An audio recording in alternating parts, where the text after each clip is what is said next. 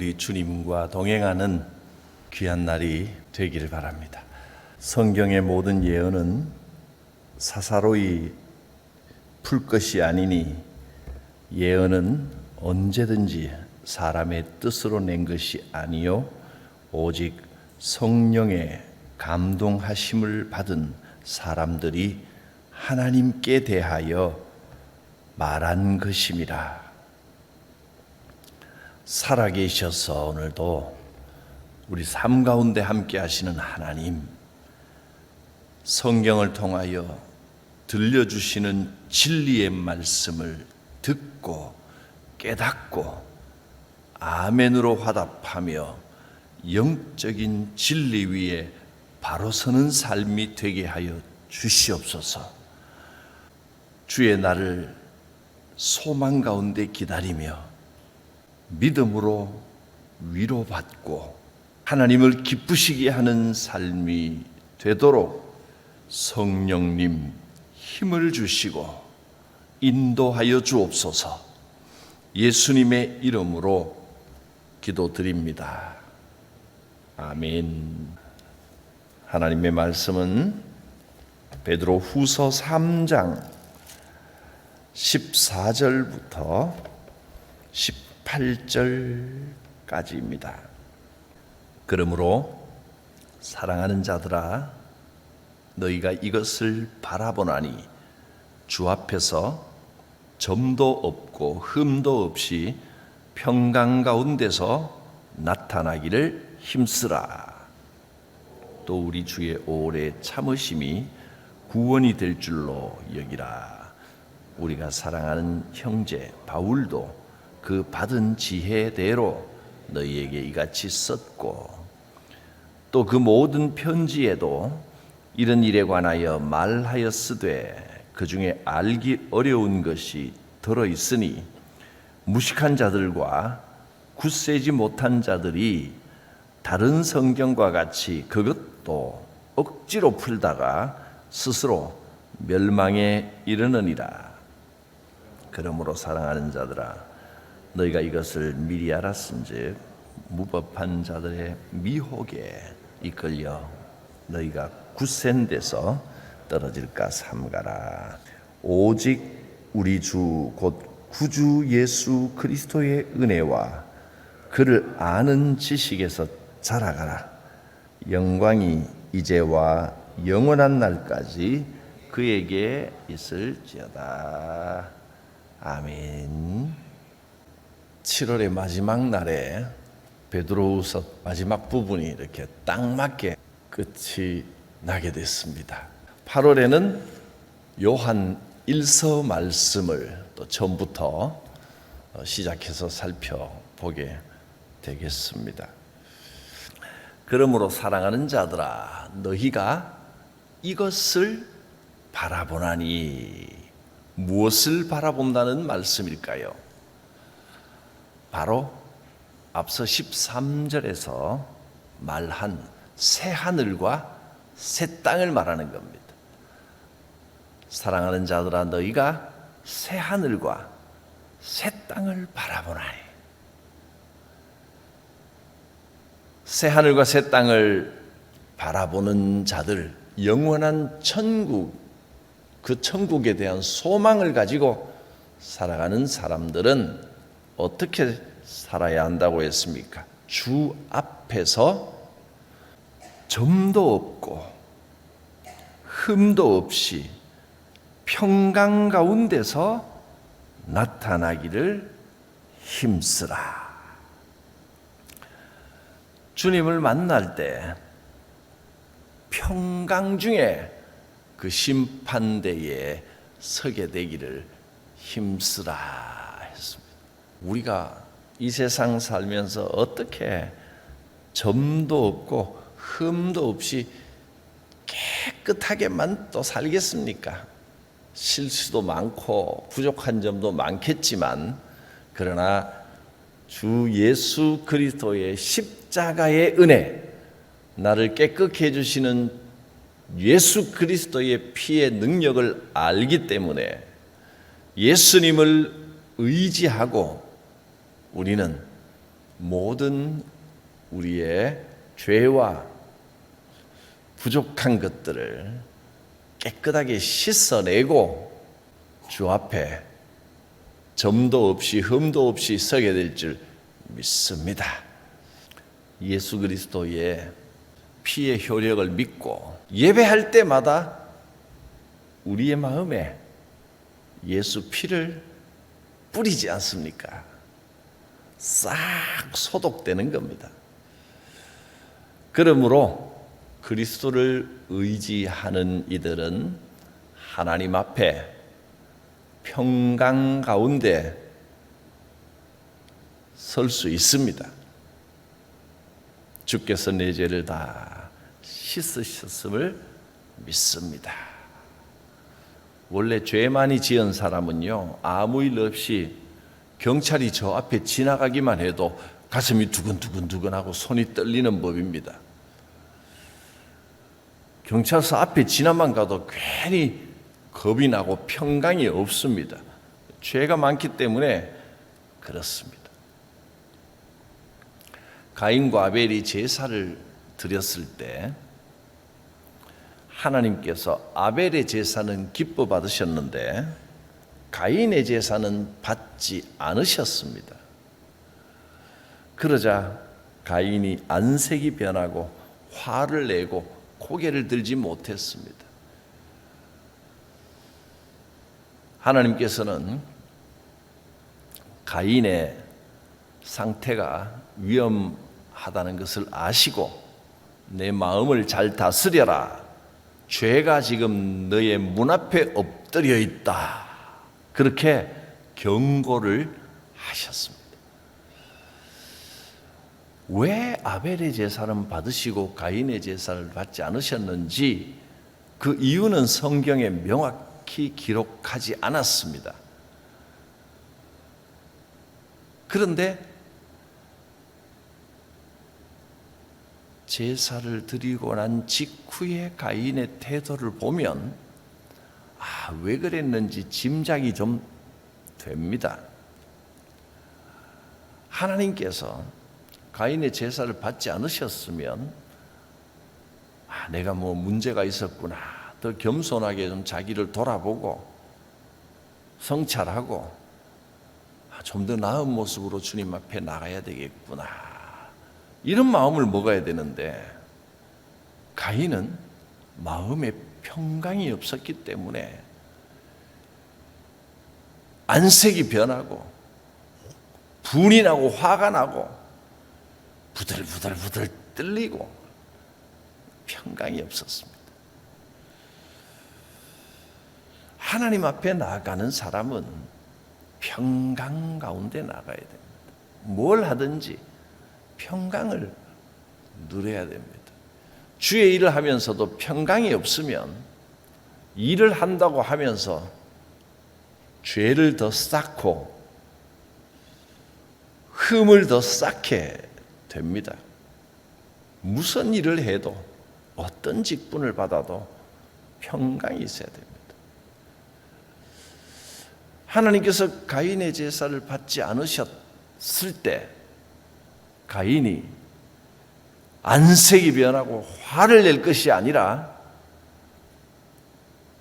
내 제사가 문제가 있었구나, 하나님께 영광을 돌리고자 하는 마음은 있는데 내가 많이 부족했구나, 그렇게 평강을 유지했더라면 어쩌면 더 위대한 삶을,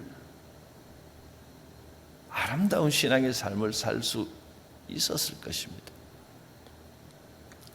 그런데 평강이 없었기 때문에 결국은 그것이 살인죄까지 이어집니다. 아무도 없는 들판에서 동생을 돌로 쳐 죽여버렸습니다.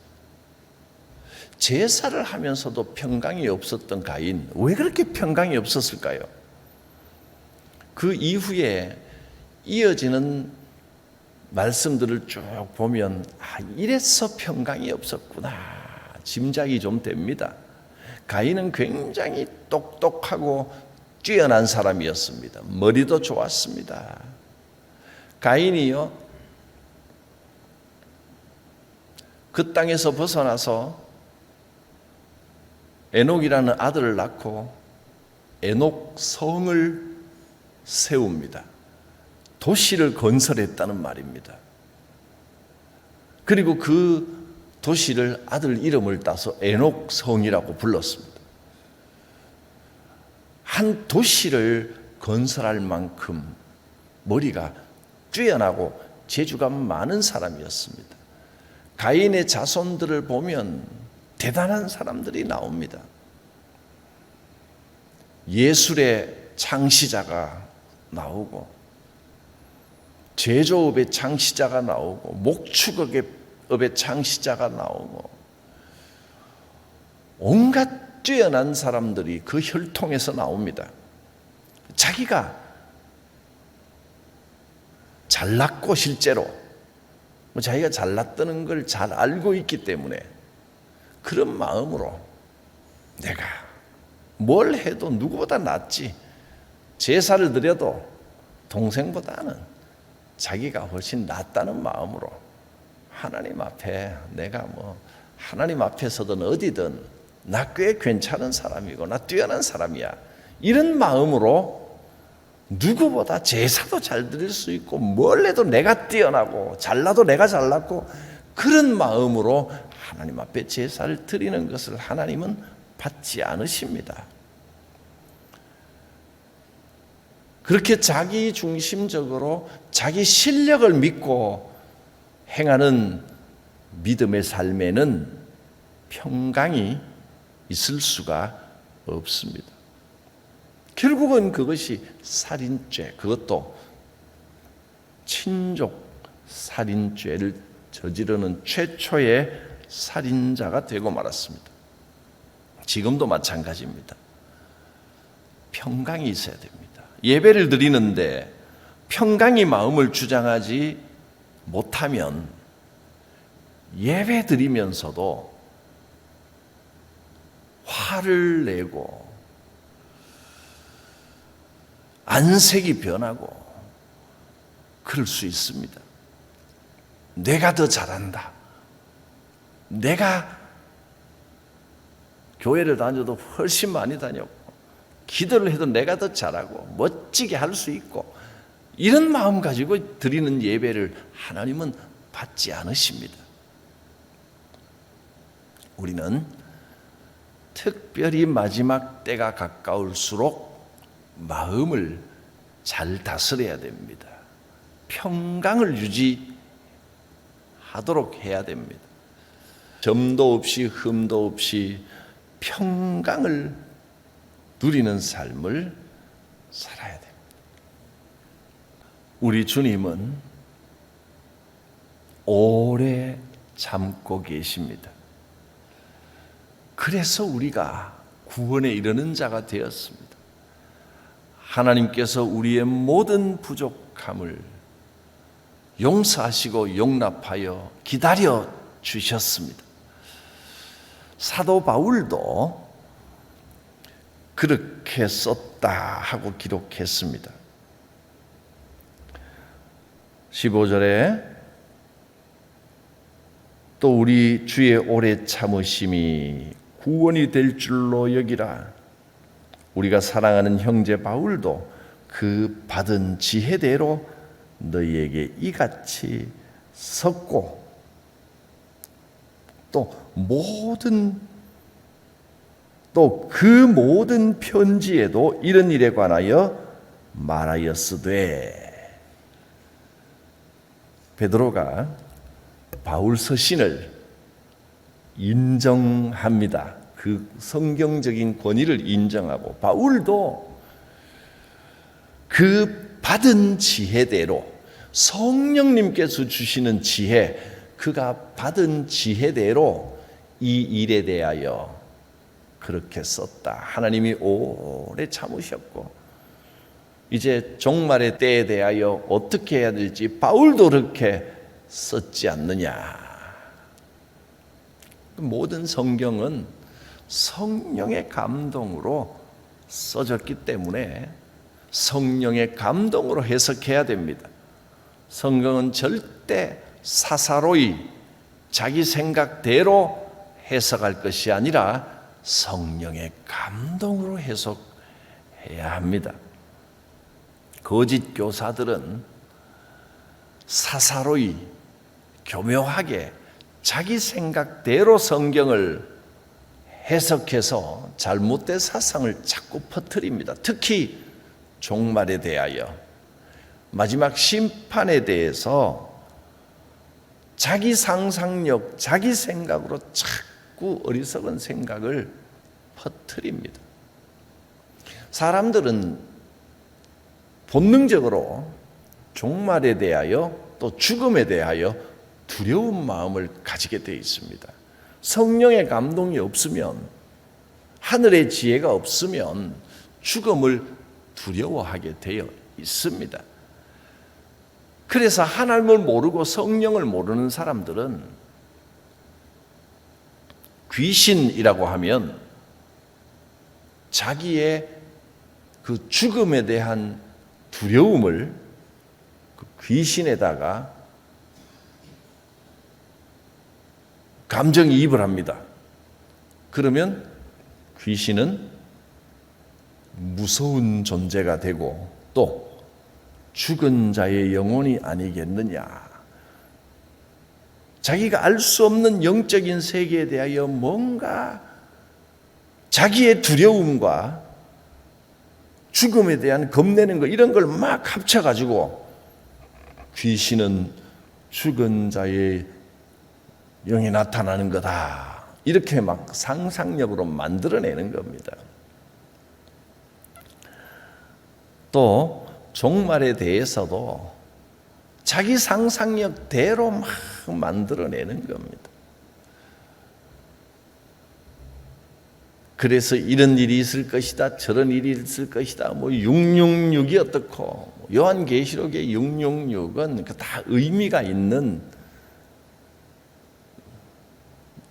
그런 말인데, 자기 나름대로 뭐 바코드가 어떻고 666이고 뭐 마지막 날에 나타날 적그리스도는 이렇고 저렇고 자기 상상력으로 막 만들어서 온갖 이상한 이단들을 만들어내고 거짓 사상들을 퍼뜨리는 겁니다. 왜냐하면 특히 종말에 대한 것은 참 알기 어려운 내용이 많기 때문에 신중하게 성령의 감동으로 해석한 내용들을 지혜롭게 들어야 되는데 그렇지 못하다는 겁니다. 16절을 봅니다. 또 그 모든 편지에도 이런 일에 관하여 말하였으되 그 중에 알기 어려운 것이 들어 있으니, 특히 종말에 대하여, 심판에 대한 알기 어려운 겁니다. 이런 내용에 대해서는 무식한 자들과 굳세지 못한 자들이 다른 성경과 같이 그것도 억지로 풀다가 스스로 멸망에 이르느니라. 알기 어려운 내용들, 영적으로 깊은 내용들, 특히 종말에 대하여, 마지막 심판에 대하여, 이런 것을 다른 성경과 같이 성경에 나와 있으니까 그대로 일어난 사실이다.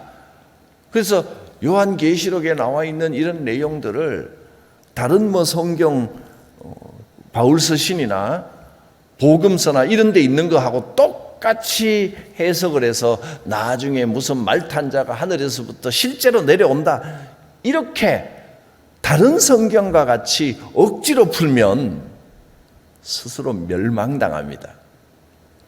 너무나 분명하게 성경에서 말씀해 주고 있지 않습니까? 재림에 관한 내용들, 어려운 내용들은 억지로 풀면 스스로 멸망에 이릅니다. 그럼 억지로 풀지 않고 지혜롭게 영적인 지혜를 가지고 성령의 감동으로 풀려면 어떻게 해야 됩니까? 제가 기도 많이 하고 연구 많이 해서 알려드릴 테니까 제 말을 잘 들으시고 엉뚱한데 자꾸 귀 기울이지 마시고 제가 가르쳐 드리는 거에 아멘 하시면 됩니다. 성경은 성령의 감동으로 균형 잡히게 풀어야 됩니다. 그렇다면 목사님이 푸는 거는 그럼 사사로이 푸는 게 아닙니까? 아닙니다.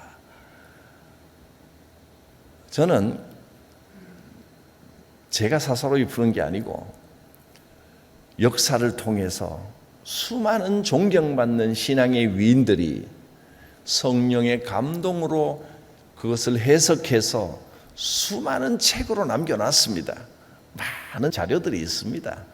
엉뚱하게 개인적으로 엉뚱한 소리 하는 자료들을 걸러내고 인정받는 성령의 감동으로, 특히 베드로 사도도 마찬가지고 바울 사도도 그렇고 그 이후에도 참 귀하게 살다간 성령의 감동으로 살아온 신학자들과 성도들이 많이 있지 않습니까?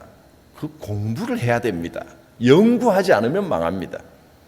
그들을 다 살펴보고 그들의 가르침이 어땠는지를 보고 균형 있게 잘 찾으면 정확한 진리를 알 수 있습니다. 균형이 있어야 됩니다. 성령의 감동이라고 해서 어느 날 자기 계시, 자기 감정인지 성령이 어떠했는지 모르게 그냥 자기 느낌으로 나 감동받았어 라고 하면서 자기가 주장한다고 해서 그게 진리가 되는 게 아닙니다. 그러다가는 망합니다. 그래서 성경은 사사로이 풀 것이 아니라 한 것입니다. 함부로 재림에 대하여 말하고 마지막 때가 언제다, 또 심판은 어떻다, 또 천국은 이렇게 생겼고 지옥에 갔다 왔다, 그러다가 그 다 스스로 망하는 길입니다. 우리는 성경이 명확히 알려주는 만큼만 알면 됩니다. 성경이 말씀해 주지 않는 것은 알 수도 없고 알 필요도 없습니다. 성경이 가르쳐 주지 않는 것은 모르는 게 진리입니다. 여기까지 알고 더 이상은 우리가 알 수 없습니다. 그거를 분명히 해야 합니다. 성경에 기록된 대부분의 내용들은 이미 성취된 과거의 일들을 기록한 것이 많습니다. 그런 것들은 좀 더 분명합니다. 그런데 앞으로 일어날 일들에 대해서는 주의 재림이나 마지막 심판이나 이런 일들에 대해서는 아직 미래에 일어날 사건입니다.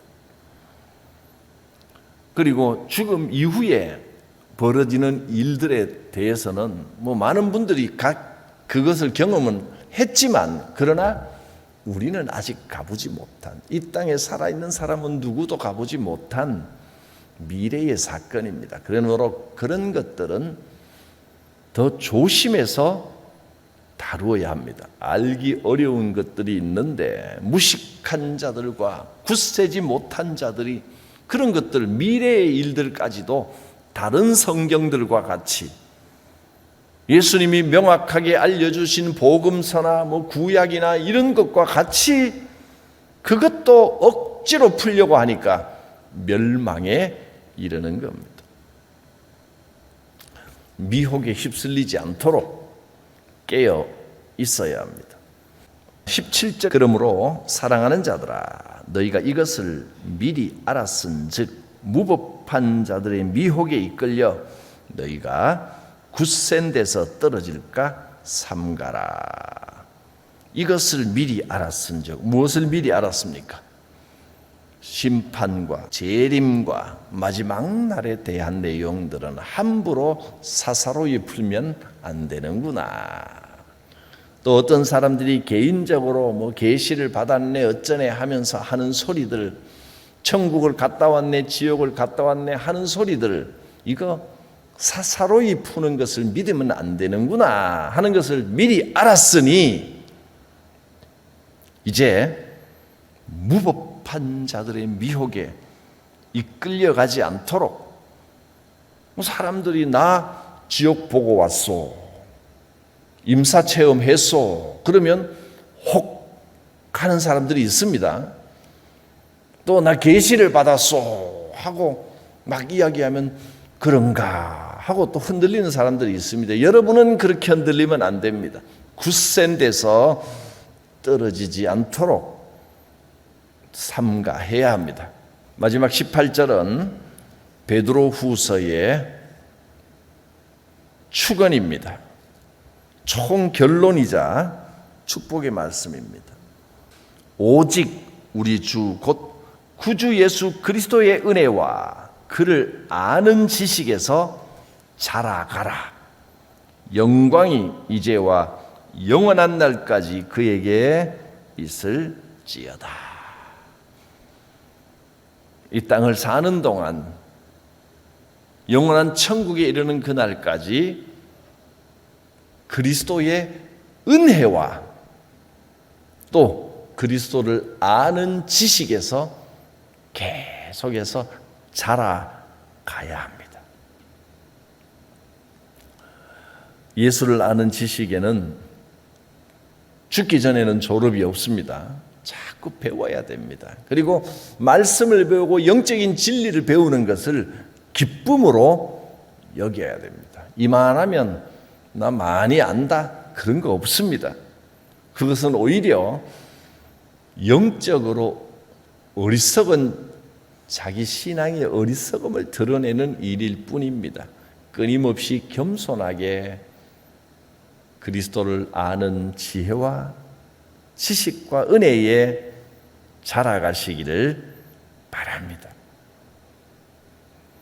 영광이 이제와 영원한 날까지 그에게 있기를 바랍니다. 기도합니다. 살아계신 하나님, 겸손하게 주의 평안을 누리며 예배하는 삶이 되게 하시고 화목한 믿음의 삶이 되게 하시고 주의 은혜와 축복을 마음껏 누리는 복된 삶이 되게 하여 주시옵소서. 예수님의 이름으로 기도드립니다. 아멘. 510장 찬송합니다. 하나님의 진리 등대 길이 빛나니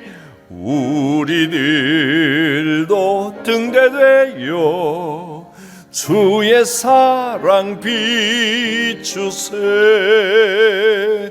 우리 작은 불을 켜서 험한 바다 비추세. 물에 빠져 헤매는 이 건져내어 살리세. 죄의 밤은 깊어가고 성난 물결 설렌다. 어디 불빛 없는가고 찾는 물이 많구나. 우리 작은 불을 켜서 험한 바다 비추세. 물에 빠져 헤매는 이 건져내어 살리세. 너의 등불 둬두어라. 거친 바다 비춰라. 빛을 찾아 헤매는 이 생명선에 건져라. 우리 작은 불을 켜서 험한 바다 비추세. 물에 빠져 헤매는 이 건져내어 살리세.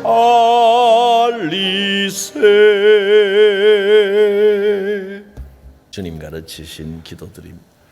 하늘에 계신 우리 아버지, 아버지의 이름을 거룩하게 하시며 아버지의 나라가 오게 하시며 아버지의 뜻이 하늘에서와 같이 땅에서도 이루어지게 하소서. 오늘 우리에게 일용할 양식을 주시고 우리가 우리에게 잘못한 사람을 용서하여 준 것 같이 우리 죄를 용서하여 주시고 우리를 시험에 빠지지 않게 하시고 악에서 구하소서. 나라와 권능과 영광이 영원히 아버지의 것입니다. 아멘. 주 성령께서 오늘도 감동하여 주실 것입니다. 주여 우리의 걸음걸음을 인도하시고 기도 가운데 역사하여 주옵소서. 주여 부르고 기도합니다. 주여